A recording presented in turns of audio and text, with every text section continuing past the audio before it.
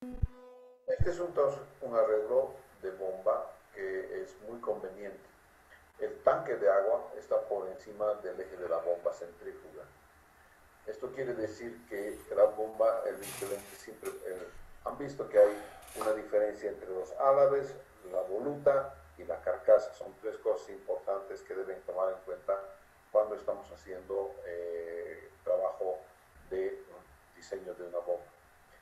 Si tenemos el nivel del agua por encima del eje de la tubería, todo es solamente impulsión. Entonces, este es un muy buen esquema donde solamente tendríamos entonces impulsión.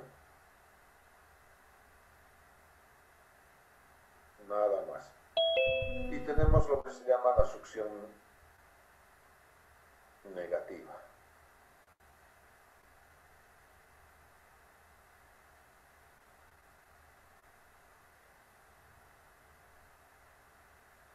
¿Por qué la succión es negativa? Precisamente porque no la hay, no existe. Tenemos más bien, perdón, positiva, no más que negativa, es succión positiva. ¿De acuerdo? Ahora sí, no sé dónde está esto. Ok, entonces esta es succión positiva porque claro está ahí donde está el borrador. Y eso sí que no sé. Debe estar por aquí arriba, oculto por acá. No está tampoco. Esta es la primera vez que estoy utilizando. Al lado izquierdo de la regla. Ya, succión positiva. Entonces,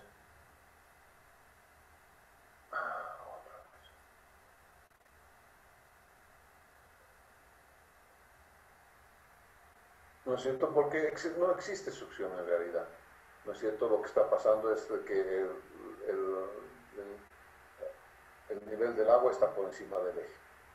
¿No es cierto? Existen otras circunstancias bajo las cuales tenemos otro tipo de succión, ¿no es cierto?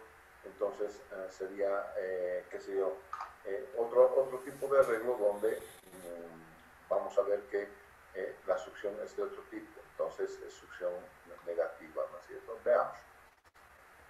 Si nosotros tenemos la misma configuración, entonces por aquí abajo vamos a dibujar la misma configuración, no sé cómo podemos pasar a la próxima página,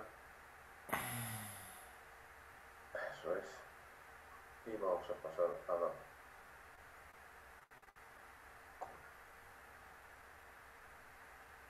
tengo todo un bollo. Ok, después ya voy a ver cómo es que logro, aquí está la regla, ¿no es cierto?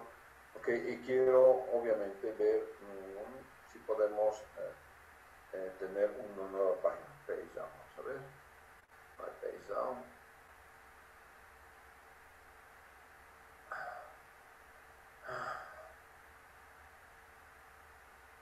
y tampoco me permite esto, ahí está. Entonces el otro tema podría ser entonces con el dibujo obviamente de otro tipo de, de, de esquema. Tenemos entonces, dibujamos este, vamos a dibujar este, seleccionar este, ok, y vamos a dibujar. Entonces dibujamos, tenemos un esquema en el cual vamos a tener nosotros el bombeo aquí arriba y entonces tenemos una succión.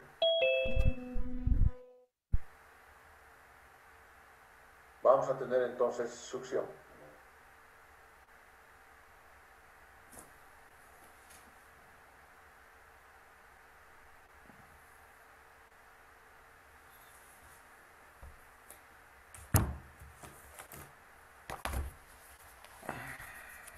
Este es un otro esquema donde tenemos una succión acá y a partir de aquí va a ir nuevamente hacia arriba, ¿no es cierto?, la salida. Entonces aquí tengo lo que se llama succión, una altura de succión. Cuando tengo altura de succión, lo primero que se me viene a la cabeza es cavitación.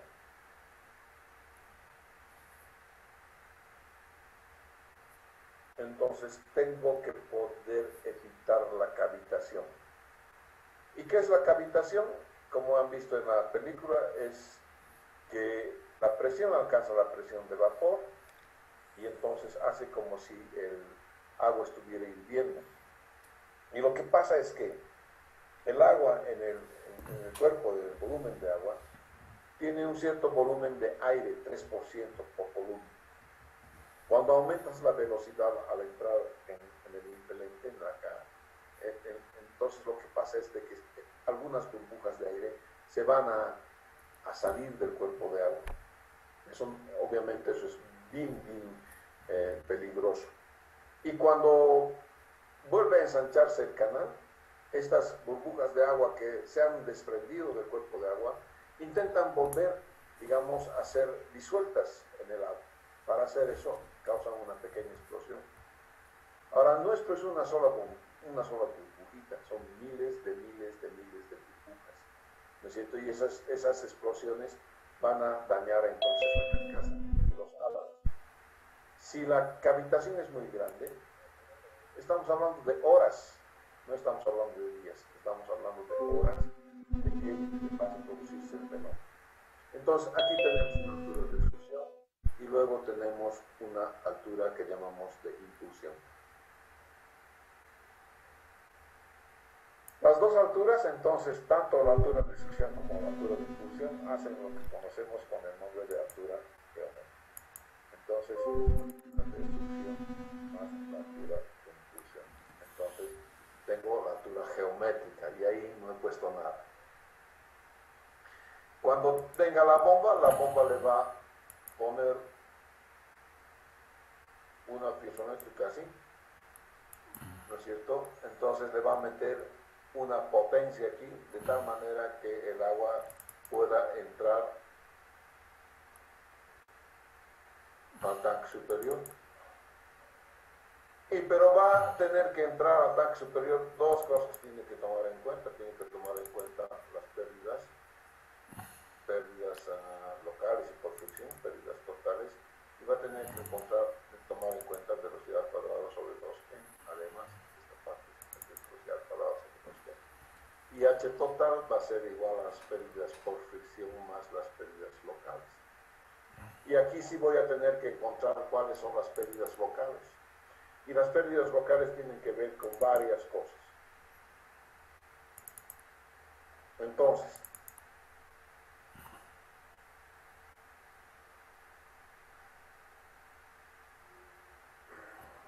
si nosotros tenemos una carcasa, este es la criba, ¿no es cierto? Vienes aquí, viene aquí un codo.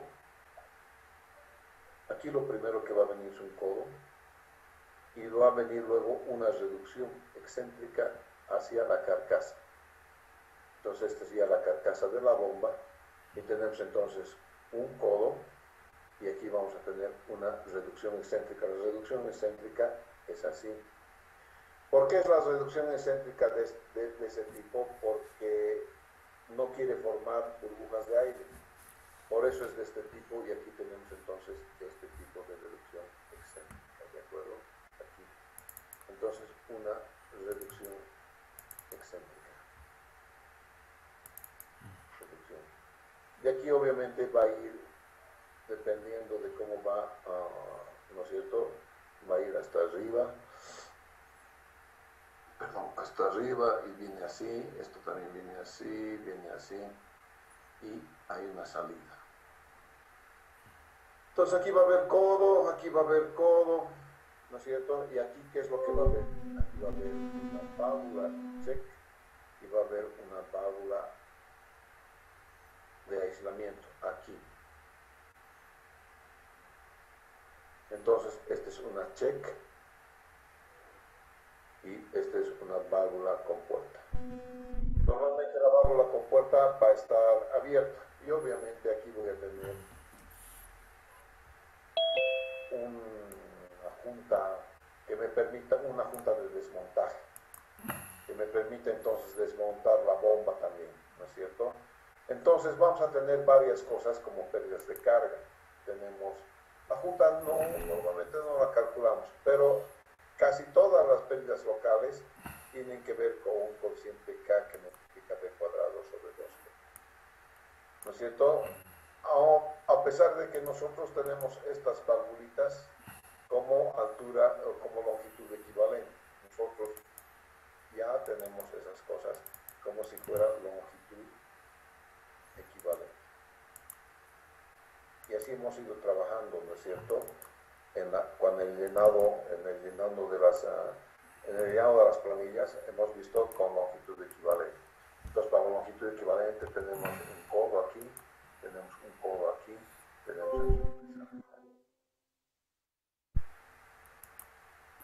aquí tenemos criba,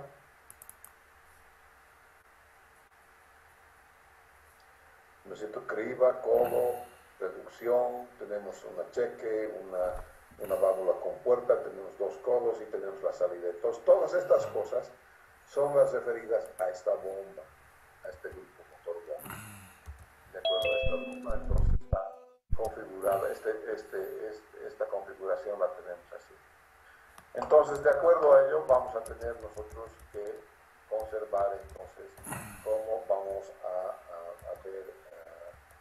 ver nosotros las diferentes pérdidas de carga. ¿No es cierto? Cuando tengamos la succión positiva, así, aquí arriba solamente vamos a calcular entonces lo que es la impulsión. Es muy conveniente calcular lo que es la impulsión nada más.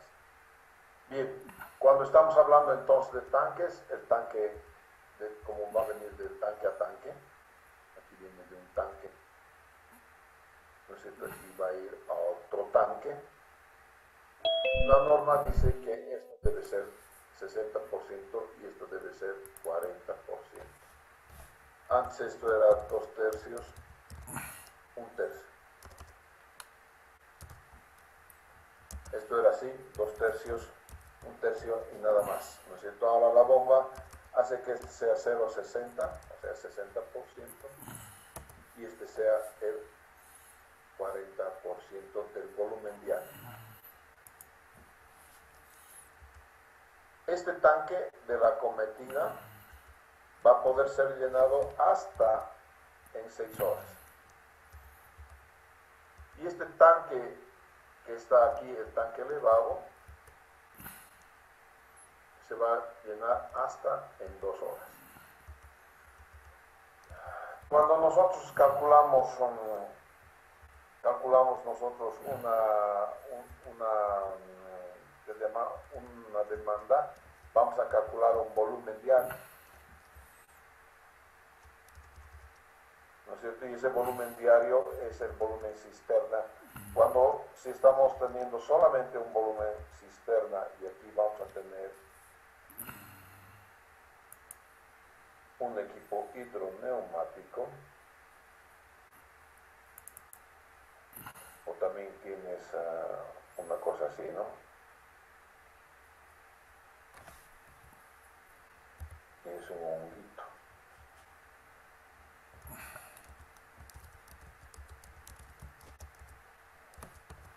¿No es cierto?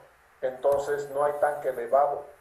Entonces en estas dos ocasiones el volumen diario es total. El volumen del cisterna es igual al volumen del tanque cisterna.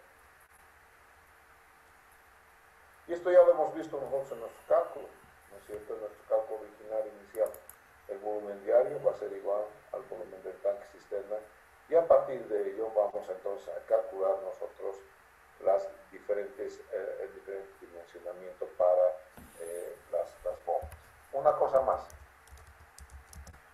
Estas bombas tienen su entrega con un tablerito eléctrico. Y el tablerito eléctrico, ¿no es cierto? Esta es electricidad. Tiene que entregar electricidad a la bomba. Y aquí también hay una eficiencia.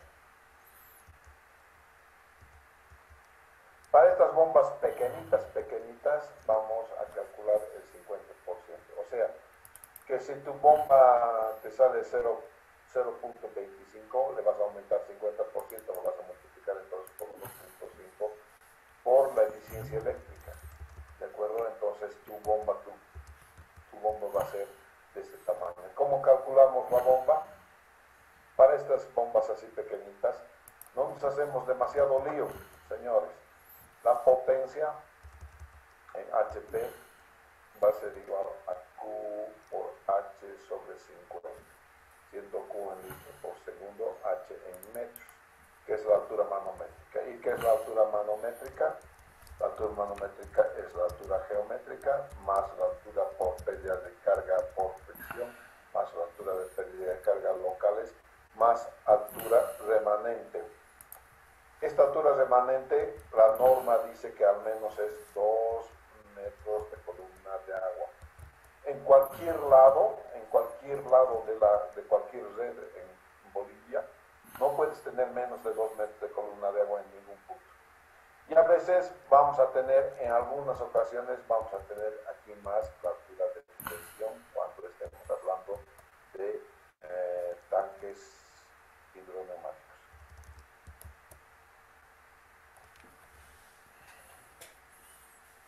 Cuando estemos hablando de tanques hidroneumáticos, entonces vamos a añadir, ¿no es cierto? Vamos a añadir aquí más la altura de presión. No siempre. Esto sí hay siempre. Tenemos la altura geométrica, la altura de fricción, la altura por pérdidas locales y la altura por remanente. Una cosa más adicional, ¿no es cierto? Si ustedes tienen su tanque, jamás coloquen su bomba muy lejos del tanque.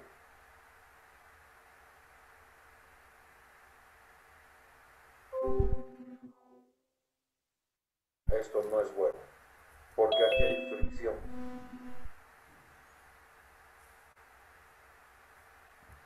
Y estas bombitas, si son chinitas, tienen 25% de eficiencia. Si es una bomba italiana, una bomba así, llega a 30 a 35% de eficiencia. ¿No? Una bomba muy buena, quizás 40% de eficiencia. ¿No es cierto? Entonces, mientras más grande es la bomba, mucha mejor eficiencia va a tener. Para bombas chiquititas no vamos a hacer demasiado lío, no le voy a, porque obviamente para otras bombas voy a pedirles la curva altura caudal.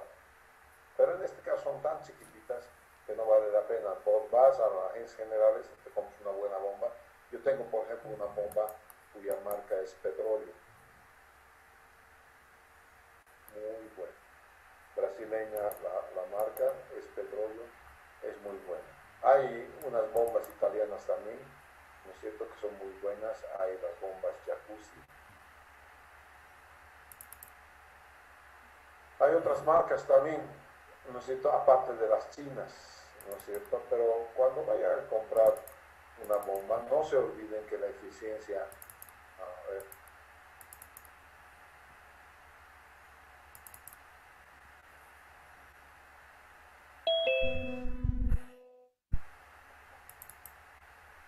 no se olviden entonces que la eficiencia de una bomba china de mala calidad, porque China para Europa 25-28%. Esto quiere decir que 25% nomás de su potencia va a emplear para hacer el trabajo de agarrar y bombear agua. El resto es gasto de electricidad. Entonces, si ustedes creen que van a comprar una bomba china en $150, $180 y han ahorrado un montón de plata, eso es mentira. Porque a los 6 meses ya has pagado una bomba china. Los otros 6 meses que te ha durado tu bombita china es un año y tienes que cambiarla de manera. En cambio, la bomba petróleo que yo tengo aquí, casi 4 o 5 años está, y todavía no he cambiado los rodamientos. Ni siquiera tiene, es decir, tengo todavía para hacer mantenimiento y cambiar rodamientos, o sea que es muy buena mi bomba. Bueno, hasta aquí les quiero hablar entonces de bombas. Vamos a hacer en la próxima clase el sábado, vamos a hacer hidroneumáticos, y con eso ya estaríamos listos para poder hacer nuestro primer examen parcial, ya que va a ser un pequeño examen vía electrónica.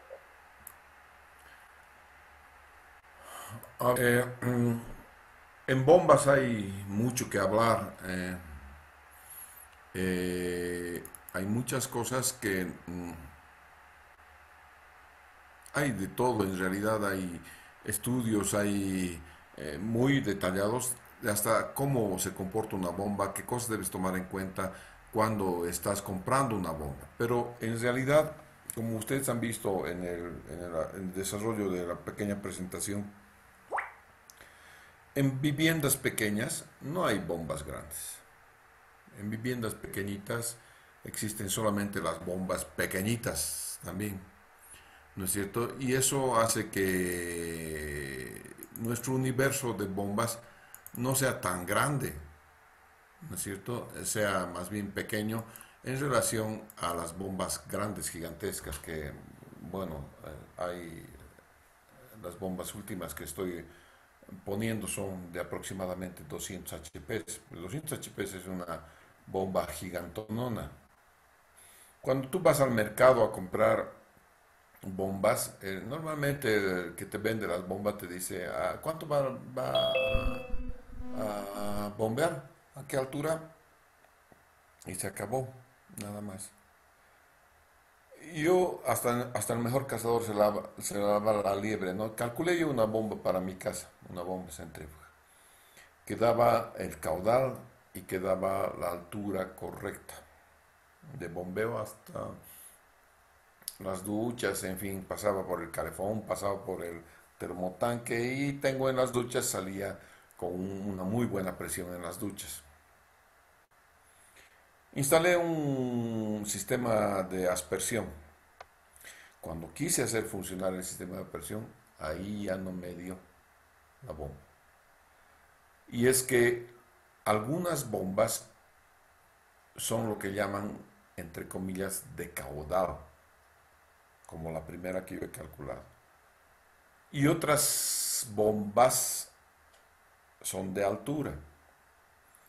Y en realidad tengo exactamente la misma bomba de un HP en mi casa, pero solamente que tiene impulsores en serie. Y los impulsores en serie hace que el agua salga por los aspersores. De otro modo no saldría por los aspersores. Como que lo he comprobado, no es que no lo he comprobado, sino que he hecho esa prueba y bueno, no ha salido el agua por los aspersores. Y eso son cosas que debes tomar en cuenta en el momento que estás haciendo un sistema de bombeo. A ver, vamos a ver si tengo un tema de bombeo. Vamos a ver si, por favor, un segundito. Ya. Vamos a ver algún videito acerca de los sistemas de bombeo. No,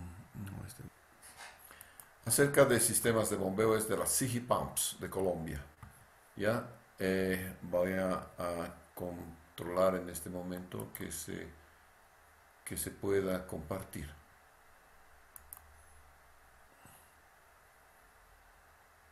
Bien, aquí vamos. Me dicen, por favor, si no tienen audio.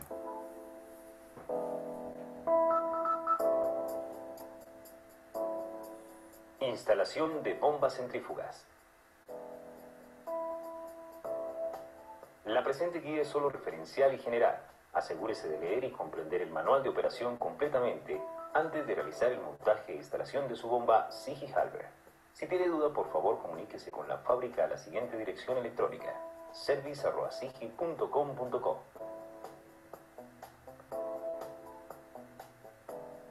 Planificación de la instalación.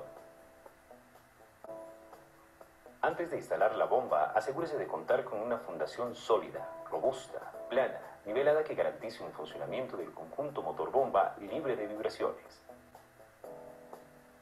Prevea suficiente espacio alrededor de la base para tener una adecuada ventilación del motor y para realizar cómodamente los trabajos de inspección y mantenimiento. De ser posible, se debería disponer de al menos 70 centímetros por cada lado de la fundación. Asimismo, se deben tener previstas las estructuras adecuadas para soportar las tuberías de succión y descarga, ya que éstas no se deben soportar en las líneas de la bomba para evitar fracturas del conjunto motor Descripción de la tubería de succión con bomba en aspiración. Cuando la instalación esté diseñada para trabajar en aspiración, es decir, con el depósito del cual se toma el líquido por debajo del nivel de la bomba, la tubería de succión debe montarse con una ligera inclinación ascendente hacia la bomba para evitar la formación de bolsas de aire. Adicionalmente, se debe contar con una válvula de pie con un filtro cuya superficie de filtrado sea de al menos 3 veces la sección de la tubería. También se debe tener presente la instalación de una reducción excéntrica para prevenir la formación de bolsas de aire en la succión de la bomba. La velocidad de circulación del fluido en tuberías de aspiración no debe ser superior a 2 metros por segundo. Descripción de la tubería de succión con bomba en carga. Cuando la instalación esté diseñada para trabajar en carga, es decir, con el depósito del cual se toma líquido sobre el nivel de la bomba, la tubería de succión debe montarse con una ligera inclinación descendente hacia la bomba para evitar así la formación de bolsas de aire. Recuerde que los diámetros nominales de las tuberías deben ser, como mínimo, iguales a los diámetros nominales de las bridas de la bomba. Y la velocidad de circulación del fluido de este tipo de instalación no debe ser superior a 2.5 metros por segundo. Accesorios de línea de succión con bomba en carga. Válvula de cierre. Mientras la bomba esté en operación, deberá permanecer abierta al 100% y solo se cerrará para trabajos de mantenimiento. Filtro en Y. Cuando se tenga certeza de que el líquido a bombear tendrá sólidos abrasivos en suspensión, se deberá instalar un filtro en Y cuya superficie de filtrado sea al menos 3 veces la sección de la tubería donde está instalado. Tramo estabilizador.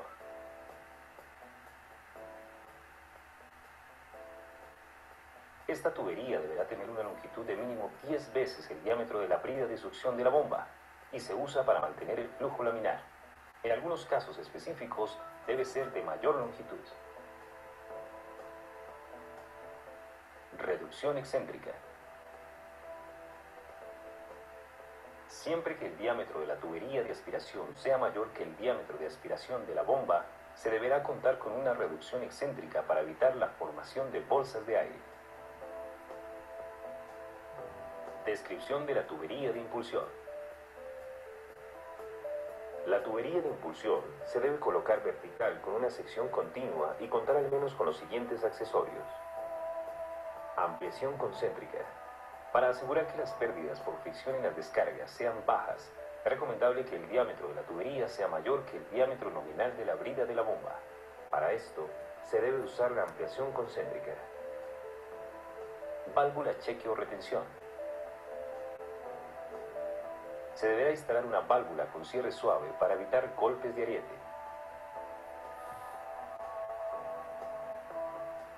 Válvula de regulación y cierre. Esta válvula debe instalarse para permitir el ajuste de la bomba al punto de operación indicado y al inicio del bombeo deberá estar totalmente cerrada para abrirse gradualmente. Junta de expansión. Siempre que se bombeen líquidos a altas temperaturas, se tenga certeza de vibraciones o desalineamientos de tubería, se debe instalar este tipo de juntas que ayuden a absorber los movimientos por la dilatación térmica o vibración en la tubería, y así evitar cargas adicionales en las bridas de la bomba. Montaje del conjunto motor-bomba. Antes de realizar el montaje del conjunto motor-bomba, verifique la limpieza de las tuberías para evitar elementos extraños, tales como perlas de soldadura, que pudieran pasar a la bomba y causar daños en ella. Realice el montaje del conjunto motor-bomba asegurando las tuercas del anclaje a la fundación y realice las conexiones de las tuberías. Retire la protección del acople y verifique que puede girar a mano el eje de la bomba.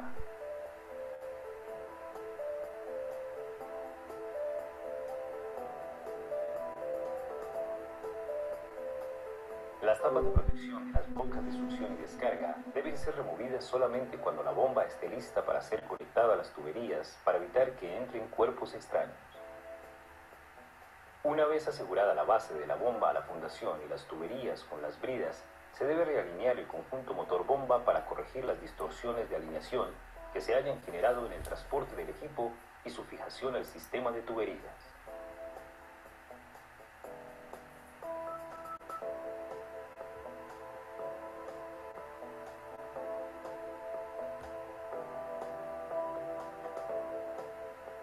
Compruebe el sentido de giro del motor según el sentido del giro de la bomba solamente con la bomba llena de líquido o desacoplado de esta.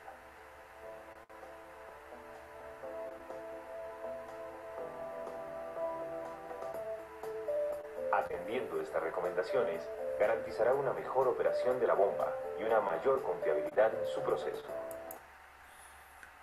Las recomendaciones que ustedes han podido ver de las bombas se aplican a cualquier tipo de bomba.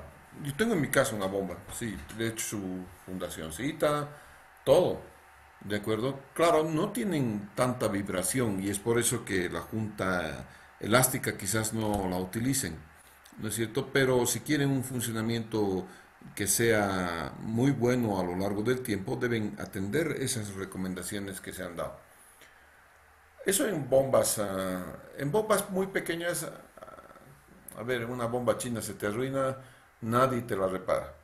Simplemente hay que ir y comprarse otra. ¿No es cierto? Entonces, tienen que tomar en cuenta este tipo de recomendaciones cuando están calculando las bombas. Después vamos a ver el cálculo de bombas e hidroneumáticos. Como les dice, vamos a ver eso el día sábado, bombas e hidroneumáticos. Y con ello ya habríamos acabado la parte de agua potable. Sin embargo, falta todavía la parte de alcantarillado sanitario y alcantarillado pluvial antes de que podamos decir, bueno, estamos listos para hacer la entrega de el diseñito de una casita de 2 pisos. ¿Alguna pregunta?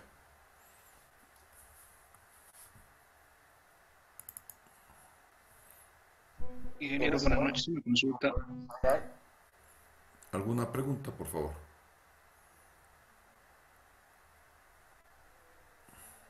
Medidores creo que aún no vimos, ingeniero. El cálculo, pero Medidores. Medidores.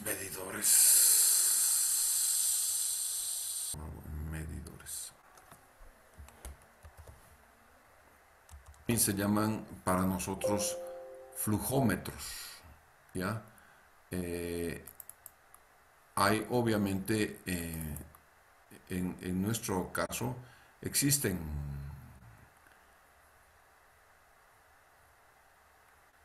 normativa nacional respecto a las características que deben tener los medidores. Veamos un poquito de esa normativa nacional, ¿de acuerdo? Que no está precisamente en la RENISDA, eso es lo malo. Pero vamos a ver un poquito de eso. Después un cachito, por favor. En Cochabamba, vamos a ver. Básicamente tenemos... Inge, perdón, ¿está compartiendo algo? En Cochabamba Ay, tenemos un cuasi monopolio de los medidores LAO. Estos son los medidores LAO. Son medidores brasileños, los LAO. ¿De acuerdo? Hemos ido colocando varios medidores con varios tipos y tienen sus características técnicas, obviamente, en los manuales de LAO. Vamos a ver un poquito de lo que son, no los medidores de LAO, sino más bien los sistemas, los micromedidores según la guía que tiene SENASBA. Vamos a ver, esta es la guía de SENASBA. ¿La pueden ver o no? A ver un cachito. Esta es la guía que tiene SENASBA, que antiguamente había SENASBA en realidad. Y el ministerio sigue siendo el Ministerio del Medio Ambiente y Agua. Este es el Servicio Nacional de, ya no me acuerdo qué era SENASBA, para la sostenibilidad del saneamiento básico. Y es del Estado Plurinacional de Bolivia. ¿Ya? Entonces, esta es una guía para el fortalecimiento institucional No es muy antigua, es de julio del 2017 y se dio esta guía porque habían un montón de normativas o de cosas que podían tomar las empresas de agua y que básicamente algunas de ellas, como les digo, generan monopolios y no hay monopolios en Bolivia, entonces eso generaba corrupción. Ahora en Cochabamba tenemos más tipos de medidores, se aceptan medidores y lo que único que hacemos es ver qué tipo de medidores vamos a licitar, nada más. Ya no nos interesa mucho la marca, sino que correspondan a algún tipo requerido ¿qué se llama?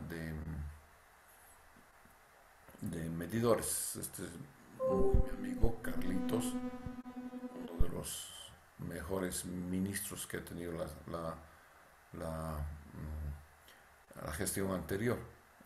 Un ministro técnico, de verdad muy buen ministro. Y la viceministra, ay, Dios santo, cada vez era un problema con la viceministra. Y este es el director general de Senasba, ¿no? Entonces, vamos a ver. Los micromedidores este proyectito, este capitulito que van a tener también como parte de su material, tienen 4 capítulos. Micromedición en un sistema de agua potable, las características técnicas de los medidores, los procesos relacionados a la micromedición y el seguimiento y mantenimiento de los micromedidores. Ya, esto un poquito primero genera una visión general. EPSA es entidad prestadora de servicios de agua y alcantarillado. En La Paz es EPSAS, ¿no es cierto? Es un acrónimo similar, pero que tiene otro significado.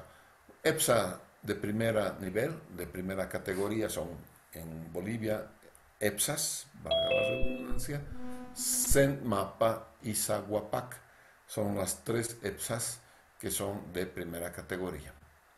Entonces, toda el agua captada, ¿no es cierto? Toda el agua captada se va a la red. En la red se producen varias cosas, ¿no es cierto? Debería toda el agua que yo he captado y la he tratado, si la dispongo en la red de agua potable, debería volverla a tener como factura, porque la factura que uno tiene y que uno está acostumbrado a recibir cada mes, le muestra a uno cuánta agua ha gastado y conforme a ello pagas tú la factura. Pero en líneas generales, solamente el 60% del volumen producido vuelve como dinero, como entrada. El 40% es agua que no se contabiliza, que no vuelve como dinero a la empresa de agua. Y lo que pasa es que tienes un montón de cosas, un montón de acciones que puede haber en la propia red. Por ejemplo, hay 30% a 40% de fugas y estas fugas pueden ser visibles o no visibles. Y estoy haciendo, como les había comentado, el cambio de la red de agua potable en el centro de la ciudad.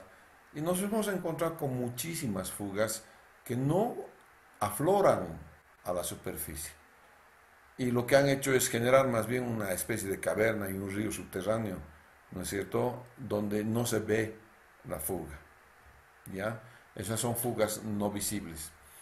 30% corresponden a conexiones clandestinas, ¿no es cierto? Gente que no tiene medidor y que sin embargo tiene en el centro de la ciudad hasta edificios tienen sin medidor, ¿no es cierto? A eso les hemos caído como teja, ¿no es cierto?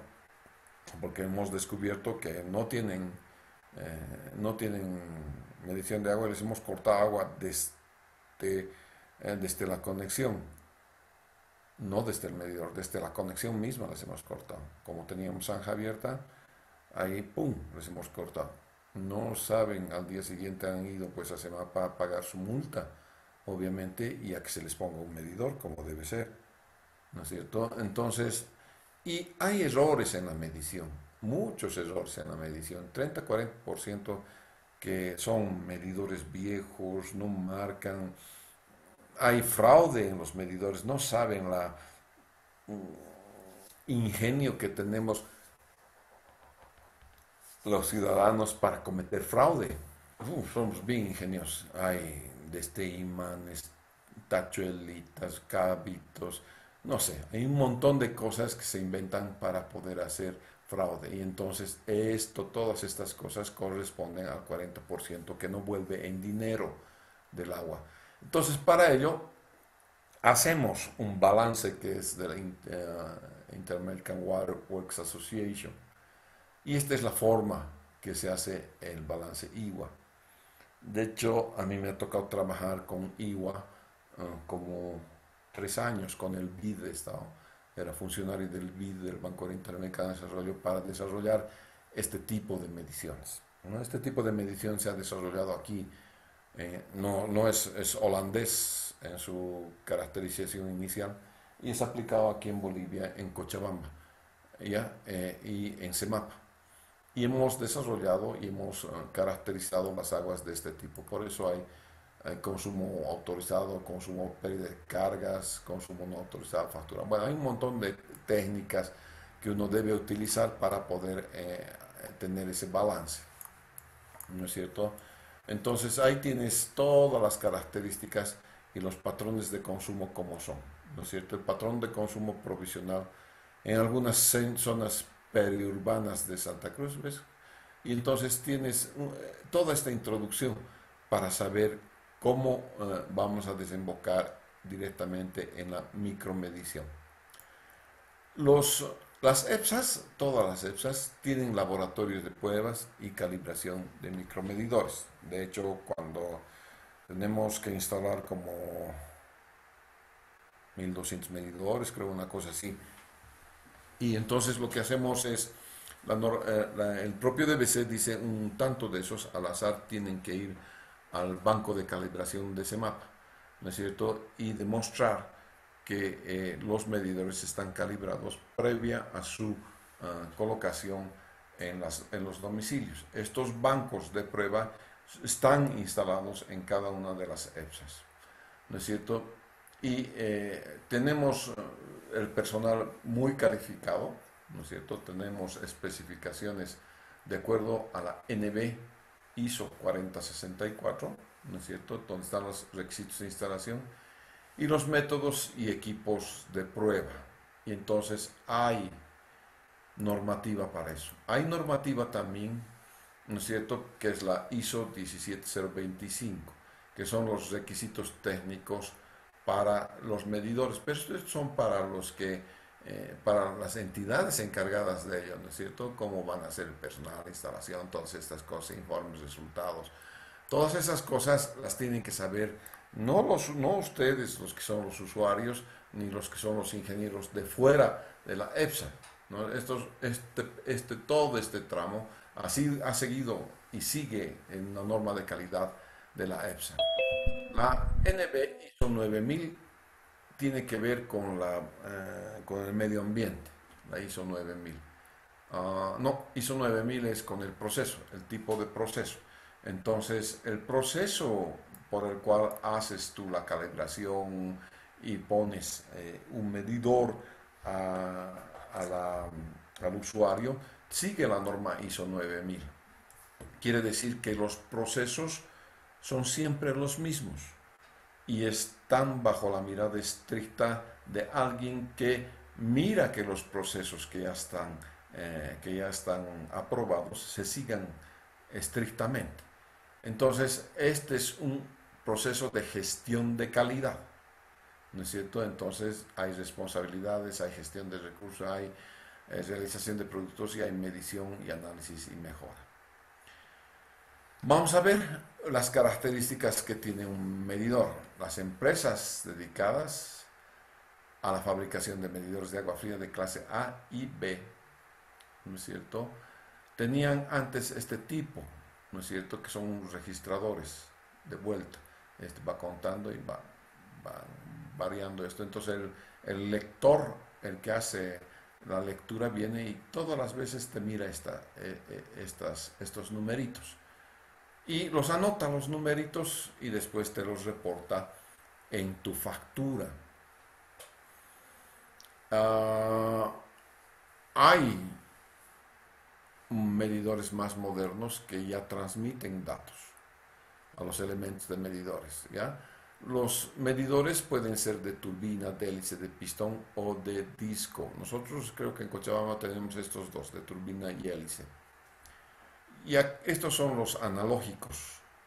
Todavía están en operación en Cochabamba. Tenemos muchos medidores analógicos y podemos verlos. Este es un resultado de la búsqueda. Podemos verlos a la salida de nuestra casa. Ya se bloqueó mi celular. Entonces, estamos intentando cambiar ahora a medidores que tengan transmisión de datos. De tal manera que ya sea una transmisión en línea o ya sea que una van de Semapa pase por la calle y vaya recogiendo vía antena, vaya recogiendo las mediciones particulares de cada casa, del registro de cada casa. ¿Qué sucede? ¿Qué es el problema que uno de los problemas que hemos tenido y han visto ustedes en el cuadro de medición es la mala lectura? Y hay mala lectura por varias razones. Existen lecturadores que han conformado, digamos, empresas fuera de Semapa. Y reportan a Semapa los datos de los ciclos de lectura que tienen. A veces no llegan a tu casa. Y cuando no llegan a tu casa, ven el valor promedio y te van cobrando el valor promedio. Cada mes te cobran. Hasta que un día llegan a tu casa y realmente hacen la medición. Y entonces, un buen día de esos tienes una factura gigantesca, ¿no es cierto? Y no sabes qué ha pasado. ¿No es cierto? Revisas toda tu instalación, revisas para ver si hay fugas, qué ha pasado. Ese mes has dejado la pila abierta. ¿Qué cosa que ha sucedido? Y la verdad es que algunas veces es que el lecturador no pasa por tu casa y entonces le achunta la mejor adivinanza de lo que puede ser una lectura media, casi una lectura histórica. Y ese error de medición se refleja obviamente en la facturación, ¿no es cierto? Y esos son errores de medición que tenemos. Pero claro, el lecturador tiene que ir y abrir la tapa y leer esto. A veces los medidores tienen la tapa empañada, no se puede leer. Que te reemplacen el medidor pasan unos 6 meses. ¿No es cierto? Y en esos 6 meses, cuando te ponen un nuevo medidor, ahí tatito, te tienes que agarrar del poste porque te vas a caer respecto a la factura que te van a dar. Hay medidores que te olvidas y están ahí, ¿no es cierto? Hay medidores que todavía están al interior de tu casa. En realidad, por norma, hoy en día los medidores tienen que estar fuera, en la acera. Pero hay algunos todavía que son inaccesibles. Entonces, este es el registrador, ¿no es cierto? Este es el indicador de litros.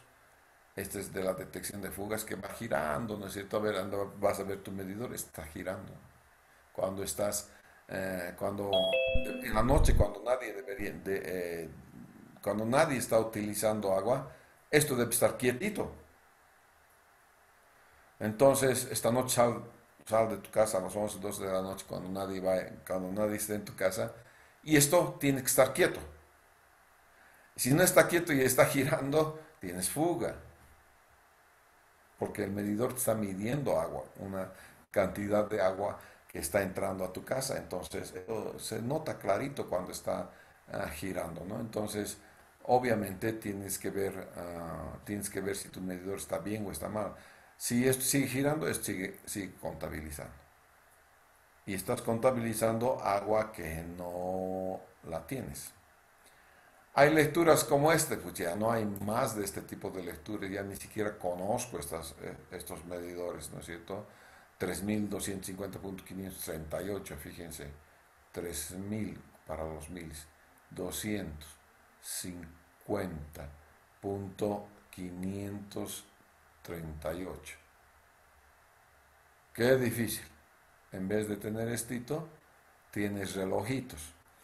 De estos medidores ya no tenemos, ya no hay de estos medidores, ya están obsoletos, pasados de moda. Los medidores más modernos están así, ¿no es cierto? Tienes lecturas combinadas, analógicas, digitales, lectura mixta tienes, ¿no es cierto? De cada uno de esos. Entonces puedes tener este tipo de medidores que tienes el analógico aquí y el digital acá. Y todos los medidores van a tener siempre una cosita que va girando, ¿no es cierto? Y que ese giro te va a mostrar si tu medidor si tu agua al interior de tu casa tu plomería está bien o tienes fugas. El medidor que nosotros tenemos es normalmente de chorro único, contador digital y contador analógico. Nosotros ya no utilizamos el analógico, simplemente contadores digitales. De acuerdo, en CEMAPA tenemos solamente contadores digitales. Este es un contador, ni siquiera conozco esta marca, KTSL. Necesito, miren entonces, esta es la manera de lecturar. Necesito, a ver si ustedes lecturan aquí, hay que saber cómo es esta lectura, ¿no? Ninguna de las cosas está correcta, ¿no es cierto?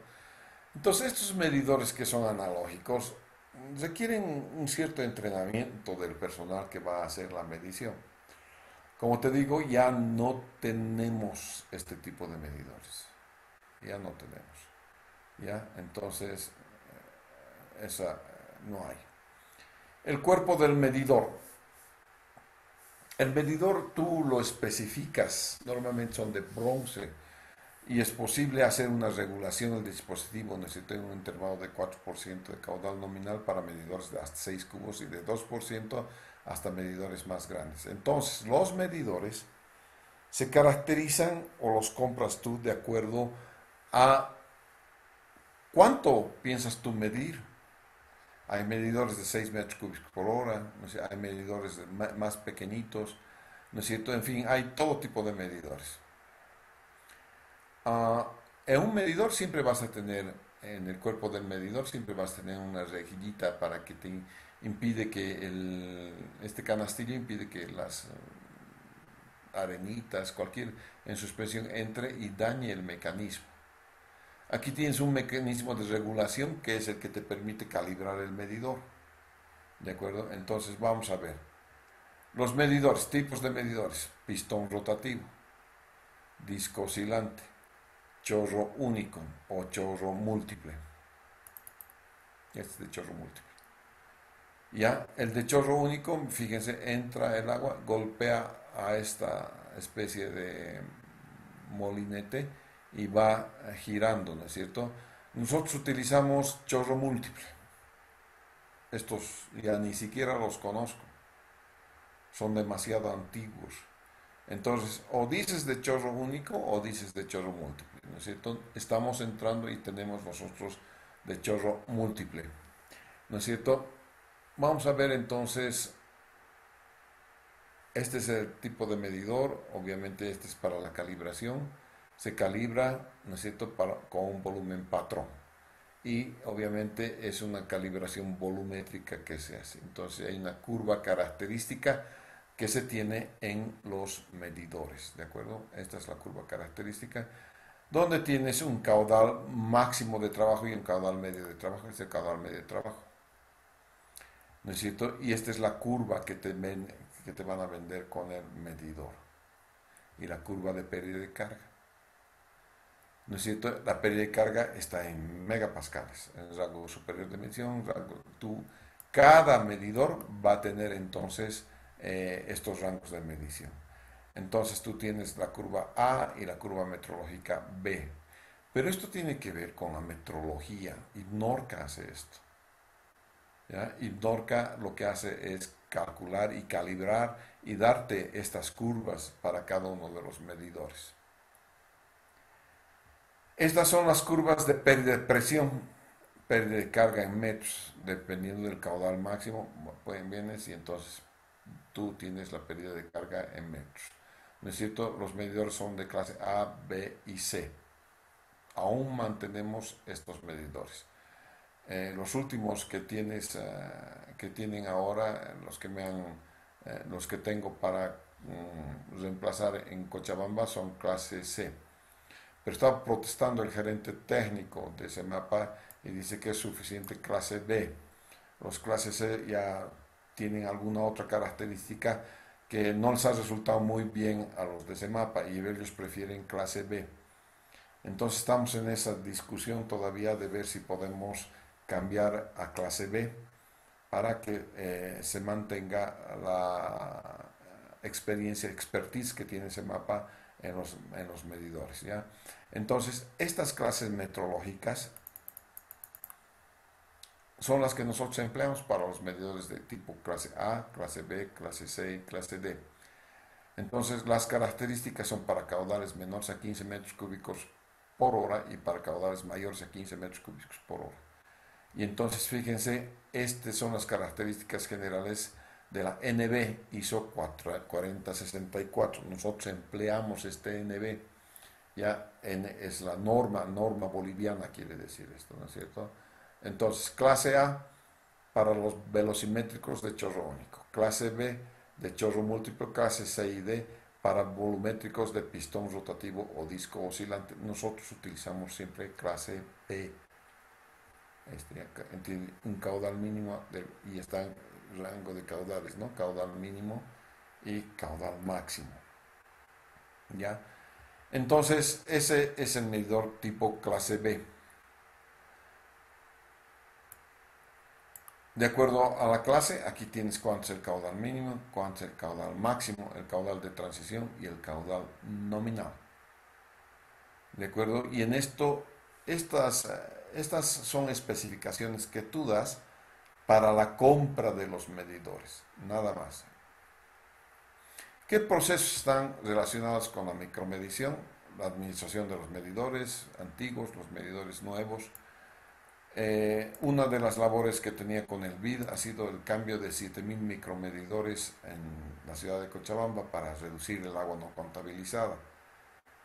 Entonces, hay una oficina en Semapa que solamente se encarga de medidores.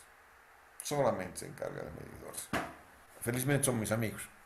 Entonces, cada vez que tengo algún problema con agua potable, recurro a ellos porque son ellos los individuos de campo, ¿no es cierto? Y tienen a su cargo no solamente el banco de pruebas, pero también van a los diferentes domicilios para reciben por día, reciben como 20 o 30, quizás más reclamos acerca de que el medidor no está midiendo correctamente, o que el medidor esté bañado, o que se ha roto el medidor.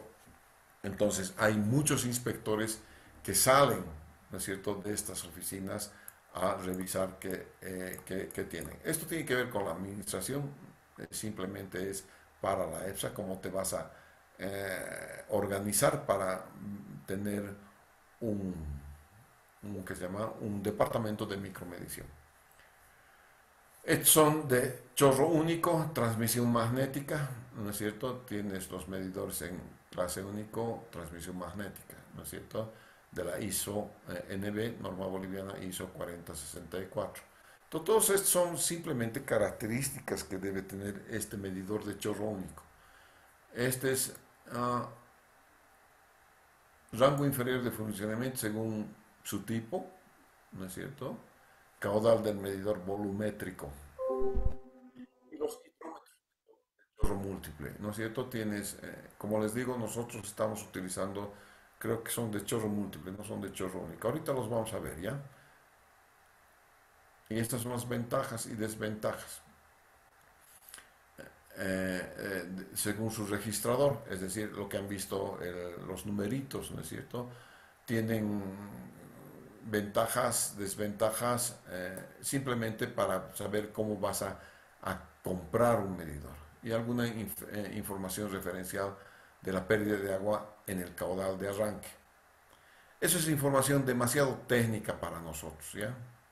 Toda esta es información técnica. Sin embargo, se las voy a pasar, ¿ya? Para que ustedes en algún momento puedan leer qué es. Veamos nosotros qué tenemos en Cochabamba ahorita, vamos a ver, en cuestión de medidores.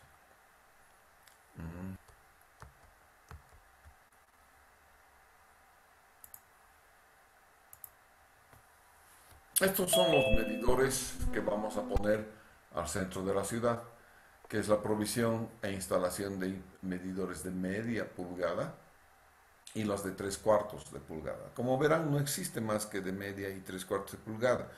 Y casi todos, la mayoría son de media pulgada, ¿ya? Eso debido a que antes teníamos solamente medidores de 3/4 de pulgada en Cochabamba. El BID ha venido y ha dicho, no, un momentico, esto no puede ser así. ¿No es cierto? Estamos gastando demasiado dinero y estamos cometiendo imprecisiones en la medición de los caudales. Es por eso que hemos cambiado, ¿no es cierto?, a ahora tener medidores de media pulgada. ¿Qué materiales tienen? Miren la clase metrológica. Tipo B. No hay duda que son tipo B.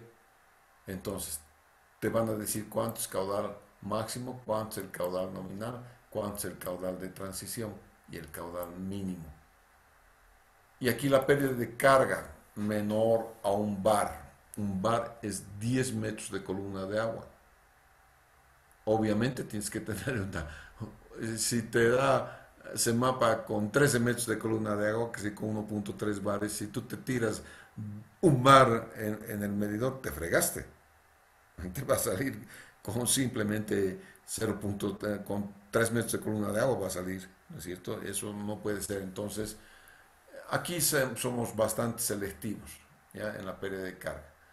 El caudal de arranque típico es menor o igual a 7 litros por hora. Ahora tienes entonces los errores que te van dando la capacidad de lectura. Y la presión máxima de trabajo, que es mayor o igual a 10 bares, quiere decir 100 metros de columna de agua. ¿Ya? La longitud también es importante, porque ahí te permite entonces ver si puedes poner o no algún otro elemento, ya, en el medidor. Tienes los medidores de 3/4 también con lo mismo, ¿no es cierto?, las mismas especificaciones. Entonces vamos a ver qué dice en las especificaciones en realidad. Carcasa, aleación metálica, bronce, como les decía, ¿no? El medidor deberá tener 2 tuercas, 2 niples, en fin, todo en la carcasa. El medidor debe ser entregado por el proveedor calibrados. Y como les decía, se procederá a la verificación de la calibración ensayando una muestra escogida al azar por cada 100 piezas. Entonces, por cada 100 piezas viene el supervisor, que soy yo, y te dice, a ver, ese medidor, ese otro medidor, ese otro medidor. Entonces voy sacando de cada 100 piezas un medidor y lo llevo a CEMAPA para ver si está bien calibrado o no. ¿No es cierto? Entonces, obviamente, si los lotes son menos que 100 piezas, al menos debes tener una de las cosas, ¿no? Entonces tienes aquí la medición, ¿no es cierto?, medidas por pieza, y la forma de pago es por pieza también. Entonces no tenemos mucho más que decir, ¿de acuerdo? Entonces tenemos todo esto, que tiene un respaldo técnico anterior. Ya, veamos que hemos tenido algo más que tengo que mostrarles. Ya hemos colocado algún otro tipo de medidores. En polígono B hemos colocado B-meters. Vamos a ver si tengo aquí.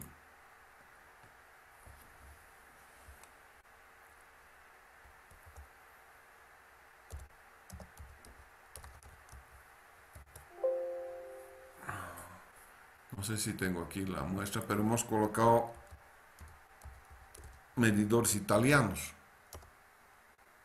de origen italiano, que son los B-meters. No están por acá, entonces deben estar en otro lado, un cachito ya. Proyecto, tengo un proyecto de ahí.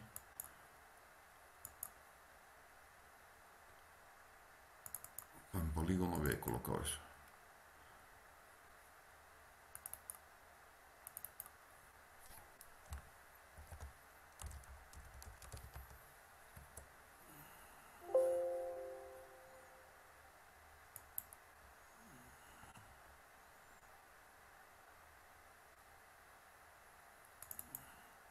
es ya tiempo de que prepare mi otra clase, es 8:05. En la próxima clase voy a hablar de pérdidas de carga de medidores para que podamos calcular cuál es la pérdida de carga de los medidores de los Lao, los bimeters y los Schlumberger, que son los tres tipos de medidores que tenemos en Bolivia prácticamente, ¿ya? Muchas gracias, señores. Entonces nos vamos a ver el día sábado. ¿Sí?